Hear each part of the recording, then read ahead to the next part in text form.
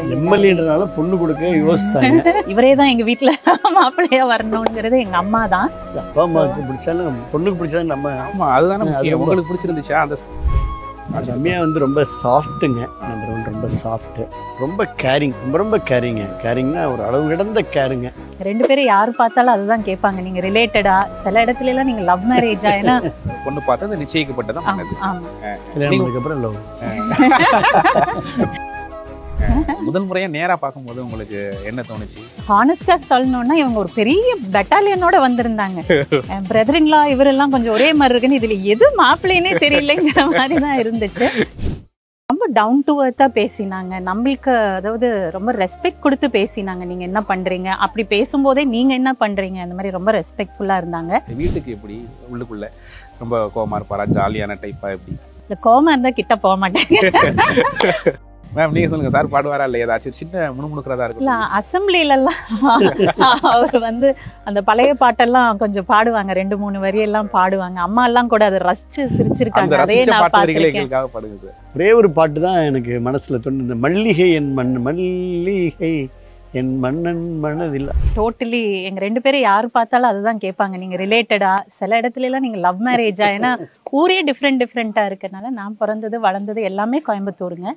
MBA முடிச்சிருக்கேன். Schooling college எல்லாமே கோயம்புத்தூர்ல. கல்யாணம் பண்ணி தான் புதுக்கோட்டை வந்தது நான். பொண்ணு பார்த்தா அது நிச்சயிக்கப்பட்டதான் பண்ணது. ஆமா. கல்யாணத்துக்கு அப்புறம் லவ். பரவாயில்ல சார், பாருங்க நீங்க மறந்துட்டீங்க, சார் சொல்றாரு பாருங்க. எல்லாருமே கேக்குற கேள்வி, நீங்க லவ் மேரேஜா? ஆமா. நீங்க நினைச்சு பாத்தீங்களா மேம், ஒரு அரசியல்வாதி வந்து கல்யாணம் பண்ணிக்குவோம், அமைச்சர் ஆயிடுவாரு அப்படின்னு? எனக்கு சாய்ஸே கிடையாதுங்க. அப்பா அம்மா என்ன சொல்றாங்களோ அது. பட் அவங்க பெஸ்ட் சாய்ஸ் தான் கொடுத்துருக்காங்கங்கிறது ஐம் ஹாப்பிங்க. நான் அம்மா அப்பா என்ன எங்களோட வளர்ப்பே எப்படிதாங்க, இப்போ இங்கேயும் அப்படிதான். பசங்களை அப்பா அம்மா என்ன சொல்றாங்களோ அது நம்மளுக்கு நல்லதா இருக்கும்னு. எங்க அம்மா தான் முழுக்க முழுக்க காரணம். இவரே தான் எங்க வீட்டுல மாப்பிள்ளையா வரணுங்கிறது எங்க அம்மா தான். அப்பா அம்மாவுக்கு பிடிச்சாலும் பொண்ணுக்கு பிடிச்சாலும் நம்ம. ஆமா, அதுதானே முக்கியம். உங்களுக்கு பிடிச்சிருந்துச்சா அந்த சமயத்துல ஃபர்ஸ்ட் முறை இல்ல பார்க்கும்போது? அந்த அளவுக்கு எல்லாம் எங்க அப்பெல்லாம் அந்த சாய்ஸ் எல்லாம் கிடையாதுங்க. உங்களுக்கு பிடிச்சிச்சா அந்த மாதிரி எல்லாம் கிடையாது. பட் ஆஃப்டர் மேரேஜ் வந்து 2 பேரும் அண்டர்ஸ்டாண்ட் பண்ணி அதுக்கப்புறம் என்னது அது சாய்ஸ், குட் சாய்ஸ்ங்க. முதல் முறையா நேரா பார்க்கும்போது உங்களுக்கு என்ன தோணுச்சு? சாரை முதல் முறையா பார்க்கும்போதா? போட்டோல பார்த்ததா நேர்ல பார்த்தது? நேரா பார்க்கும்போது சொல்றேன். என்ன போட்டோல இருக்கிற மாதிரி இருந்தாரா இல்ல வித்தியாசமா காஸ்டியூம்ஸ்ல வந்தாரா, எப்படி உங்களுக்கு? ரொம்ப ஹானஸ்டா சொல்லணும்னா இவங்க ஒரு பெரிய பெட்டாலியனோட வந்திருந்தாங்க. என் பிரதரின்லா இவரெல்லாம் கொஞ்சம் ஒரே மாதிரி இருக்குன்னு இதுல எது மாப்பிள்ளைன்னே தெரியலைங்கிற மாதிரி தான் இருந்துச்சு. பட் தனியா உள்ள வந்து பேசினாங்க. ரொம்ப டவுன் டு எர்த்தா பேசினாங்க. நம்மளுக்கு அதாவது ரொம்ப ரெஸ்பெக்ட் கொடுத்து பேசினாங்க. நீங்க என்ன பண்றீங்க அப்படி பேசும்போதே நீங்க என்ன பண்றீங்க அந்த மாதிரி ரொம்ப ரெஸ்பெக்ட்ஃபுல்லா இருந்தாங்க. பட் அதையும் மீறி எங்க அப்பாவுக்கும் இவங்களுக்கும் ஒரு காமன் ஃப்ரெண்ட் இருந்தாங்க. அவங்க இவங்களை பத்தி ரொம்பவுமே பெருமையா சொன்னாங்க. ரொம்ப டவுன் டு எர்த், ரொம்ப பாசமா இருப்பாங்க அப்படிலாம் அவங்க சொன்னோன்னு. அப்புறம் எம்எல்ஏன்றனால பொண்ணு கொடுக்க யோசித்தாங்க.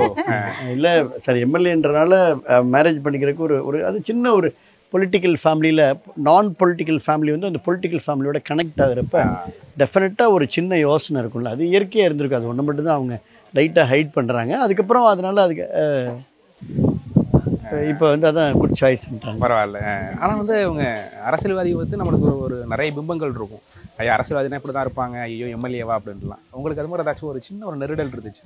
எங்க அப்பா கொஞ்சம் ஹெசிடென்ட்டா இருந்தாருங்க. எங்க அப்பா கொஞ்சம் ஒரு இது இருந்தது, ஐயோ நம்ம பாப்பா அங்கே போய் கரெக்டாக இருந்துருவாளான்னு. பட் அப்பாவோட ஃப்ரெண்ட் அவர் வந்து இவரை பத்தி ரொம்ப பெருமையா சொன்னாருங்க.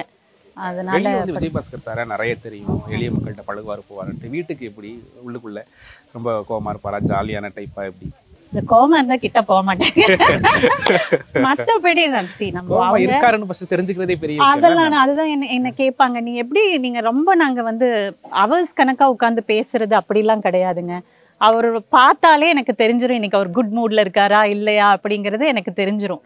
ஸோ நல்ல மூட்ல இல்லை அப்படின்னா நான் எந்த டாப்பிக்கும் அவர்கிட்ட எடுத்துட்டு போக மாட்டேங்க. ஜாலியான மூட்ல இருந்தாருன்னா எல்லா டாப்பிக்கும் கொண்டு போய் அது மோர் தென் ஹஸ்பண்ட் அண்ட் ஒய்ஃபை விடங்க ஒரு ஃப்ரெண்டா. அங்க பாப்பா ஸ்கூல்ல கூட பிடிஏல நான் ஒரு மெம்பரா இருக்கேன். அங்க ஏதாவது எனக்கு இஷ்யூஸா இல்ல வேற எனிதிங் ரொம்ப வந்து அவர்கிட்ட ஒரு ஃப்ரெண்ட்லியா ஷேர் பண்ணிக்கிற அளவுக்கான ஸ்பேஸ் எனக்கு அவர்கிட்ட இருக்கு. வீட்டுல வந்து இருக்கிறதே அரசியல்வாதிகள் வந்து ரொம்ப ரேர் இல்ல மேம். நீங்க எந்த அளவுக்கு மிஸ் பண்ணீங்க அந்த கல்யாண புதுசுலயா இருக்கட்டும், மத்தபடி? இல்ல அது ரொம்ப மிஸ் பண்ணங்க. 10 days 15 days ஜாயிண்ட் ஃபேமிலி நாங்க இங்க. எல்லாரும் இருப்பாங்க, எல்லாரும் ஒண்ணா உட்காந்து சாப்பிடுவாங்க. எனக்கு மட்டும் அவங்க இருக்க மாட்டாங்க. அதெல்லாம் கொஞ்சம் இனிஷியல் கஷ்டமாச்சு. பட் அப்படி ஆன் த ஃப்ளோ அதை எல்லாமே வந்து அட்ஜஸ்ட் பண்ணிக்கிற மாதிரி ஆயிடுச்சு. நீங்க பார்த்து சார்ட்ட வியந்த விஷயம், நீங்க வந்து மேடத்திட்ட பார்த்து வியந்த விஷயம் அப்படின்னா என்ன சார் பண்ணுவீங்க? என்ன ஒரு இது குணம் வந்து உங்களை ரொம்ப பெரிதும் கவர்ந்தது? ரம்யா வந்து ரொம்ப சாஃப்ட்டுங்க. நம்பர் ஒன் ரொம்ப சாஃப்ட்டு, ரொம்ப கேரிங், ரொம்ப கேரிங்க. கேரிங்னா ஒரு அளவு கிடந்த கேருங்க. அந்த அளவுக்கு கேர். ரொம்ப ஷெட்யூல்டுங்க, ரொம்ப ஷெட்யூல், வெல் ப்ரீ பிளான்டுங்க. நம்ம டோட்டலாக அதில் ரொம்ப பல கிலோமீட்டர் தூரத்தில் இருப்பாங்க. ஒரு அந்தளவுக்கு வெல் பிளான்டு, ப்ரீ பிளான்டு, அந்த மாதிரி ஷெட்யூல் பண்ணிக்குவாங்க. ரொம்ப கரெக்டாக இருக்கணும்னு நினைப்பாங்க. ரொம்ப எத்திக்ஸை ஃபாலோ பண்ணுவாங்க. ரொம்ப முக்கியம். ஒரு விதி மீறல் கூட அவங்கள்ட்ட இருக்காதுங்க. அதிலெல்லாம் ரொம்ப கரெக்டாக இருப்பாங்க. பெரிய ஆசை கிடையாது. இது மாதிரியான ஒரு உண்மையிலுமே ஐ எம் ரியலி கிஃப்டடுங்க. எனக்கு அது வேணும் இது வேணும் அந்த மாதிரி எந்த ஆசையும் கிடையாதுங்க. என்னை ரொம்ப ஃப்ரீயாக விட்டுருக்காங்க. உங்களுக்கு என்ன தோணும், உங்களுக்கு தொகுதிக்கு போனால் நீங்கள் ஹாப்பியாவீங்க, போங்க தொகுதிக்கு போய் சந்தோஷமாக இருங்க, ஃப்ரெண்ட்ஸோடு போய் சந்தோஷமாக இருங்க, உங்களுக்கான அந்த மாதிரி என்ன மேலே உள்ள அளவு கிடந்த அன்பு, அந்த கேரிங். ஸோ இதுதான் ஒரு ரியல் பாண்டிங்க. இதுக்கு ஐ எம் ரியலி கிஃப்டடுங்க. Thank God and thank to Ramya. நீங்கள் சொல்லுங்கள் சார். இந்த சாரை நான் ஃபர்ஸ்ட் பார்க்கும்போதுலேருந்தே நான் ரொம்ப அவர்கிட்ட இது பண்ணது 2 விஷயங்க. ஒன்று, பயங்கர ஹார்ட் ஒர்க்கிங்க. இன்ன வரையுமே நான் வந்து வேறு யாரையும் அப்படி பார்த்ததில்ல. பயங்கர ஹார்ட் ஒர்க்கிங், டைம் கன்ஸ்டன்ட்லாம் கிடையாதுங்க. ஹார்ட் ஒர்க்கிங், பயங்கர சோஷியல் சர்வீஸ் இல்லைங்க. யார் என்ன எந்த டைம், நான்லாம் நைட்டு 11 மணிக்கெலாம் கால் வந்தால் நான் தானே தூங்குங்க ஏன் எடுக்கிறீங்க. ஆனால் நம்ம கூட இருந்து பார்க்கும்போது தெரியும் அது ஏதோ ஒரு எமர்ஜென்சி காலாக இருக்குங்க. நம்ம ஏன்டா எடுக்காதீங்க அப்படின்னு நம்ம சொல்கிறது கூட நம்ம காலையில் ரிக்ரெட் பண்ணுற மாதிரி தான் இருக்கும். ஏன்னா ஏதோ ஒரு எமர்ஜென்சி இருந்திருக்குங்க. ஸோ அது 2 மணி 3 மணி எதுவுமே அவருக்கு கிடையாது. எந்திரிச்சு உடனே அவங்களுக்கு என்ன ஹெல்ப்போ அது பண்ணுவார். இது 2ம் எனக்கு அவங்க கிட்ட ரொம்ப பிடிக்குங்க. மேம் நீங்கள் சொல்லுங்கள், சார் பாடுவாரா இல்லை ஏதாச்சும் சின்ன முணுமுணுக்கிறதா இருக்கும்? இல்லை, அசம்பிளிலெல்லாம் அவர் வந்து அந்த பழைய பாட்டெல்லாம் கொஞ்சம் பாடுவாங்க, 2-3 வரியெல்லாம் பாடுவாங்க. அம்மா எல்லாம் கூட அதை ரசிச்சு சிரிச்சிருக்காங்க. அதே நான் பார்த்துருக்கேன். பாடுங்க சார். இல்லை, அசம்பிளியில் அம்மா புரட்சித்தலை அம்மாக்கா நிறைய பாடியிருக்கிறேன். நல்ல கவிதைகள் சொல்லியிருக்கிறேன், நல்ல கதைகள் சொல்லியிருக்கிறேன். ஃபேமிலிக்காக பாடணுன்னா ஒரே ஒரு பாட்டு தான் எனக்கு மனசில் தோணுது. இந்த மல்லிகை என் மல்லிகை என் மன்னன் மனதில் அப்படின்னு அந்த சாங் கொஞ்சம் எனக்கு பிடிக்கும்.